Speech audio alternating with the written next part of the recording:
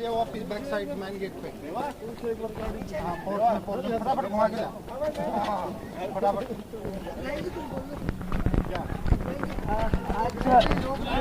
कोई बात एक हाइट नीचे रखना आपका भाई है गोरबा सुनो अगर उर्दू जानते हो तुम पे बाजाए मुखालिफ से न घबरा ए उखाब ये तो चलती है तुझे ऊंचा उड़ाने चलो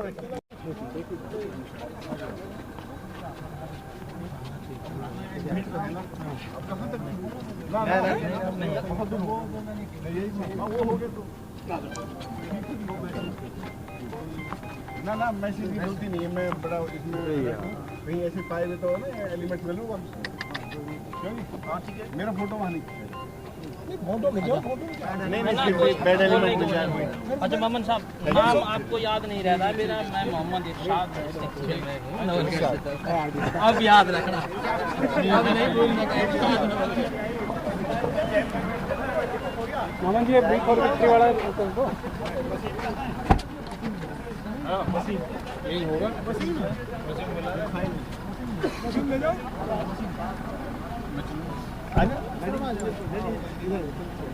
मशीन कहाँ है?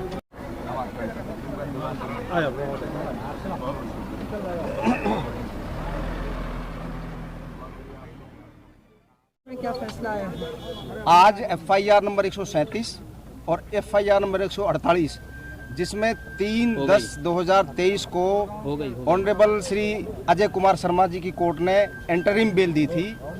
आज उस पर बहस हुई सुबह 11 बजे, दोनों पार्टीज को सुना गया, बल्कि सरकार की तरफ से बेल को अपोज करने के लिए हाई कोर्ट का double AG assistant advocate of general high court सरकार की तरफ से उसने प्लीड किया, और हमारी तरफ से मामन जी की तरफ से मैं था, ताहिर हुसैन रुपड़िया जी थे, मेहताब साहब थे, मुजीब साहब थे, इरशाद साहब थे और रमजान साहब थे, और हमारी बार के और मेंबर्स ने प्रेजेंट किया था। तो कोर्ट ने दोनों पार्टीज को सुन करके रिजर्व रख लिया था 5:30 बजे के लिए ऑर्डर।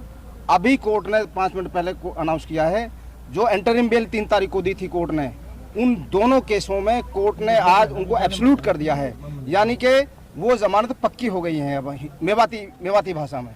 तो उन दोनों केसों में मामान जी को एब्सोल्यूट बेल मिल गई है।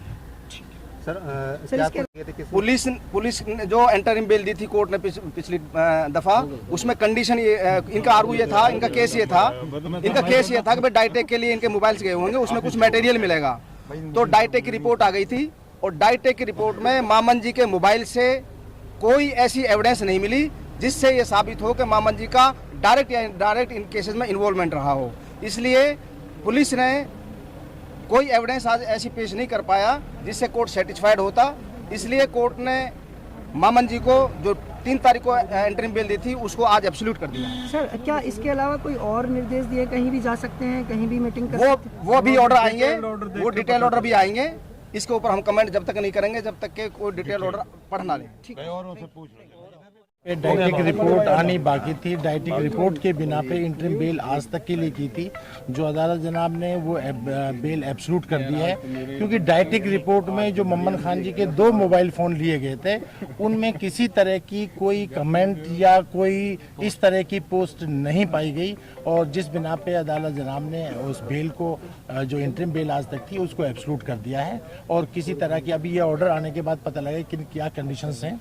बाकी इन केसेस में दोनों केसेस मैं कहता हूं कि ये 4 जो केस दर्ज किए हैं, पुलिस के पास आज तक इन चारों केसों में किसी तरह का कोई एविडेंस कलेक्ट नहीं कर पाई है। मैं ये कहता हूं कि चारों केसेस कैंसिल होने चाहिए।